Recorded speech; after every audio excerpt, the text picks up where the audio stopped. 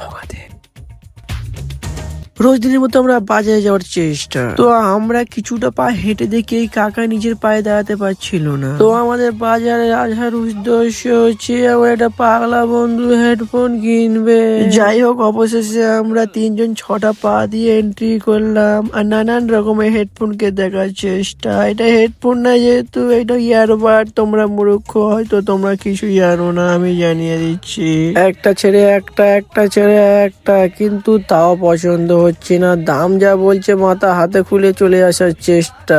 আমার বন্ধুর তো বুক ফেটে যাচ্ছে, কিন্তু আমরা দুজন দাঁড়িয়েছিলাম বলে লজ্জাতে কিছু বলছিল না। যাই হোক, যেমন কথা তেমন কাজ। আমার কথা শুনে আমার বন্ধু এই হেলমেটটা নিয়ে নিল। হেলমেটটার দাম প্রায় 950 টাকা ছিল। বুক ফাটা কষ্ট নিয়ে আমার বন্ধু দিয়ে দিল। তো কাকা এবং কাকিরা, আমি শুধু এন্টারটেনমেন্ট পারপাসের জন্য ভিডিও বানাই। আশা করি তোমাদের ভালো লাগে, না লাগতেও হবে না।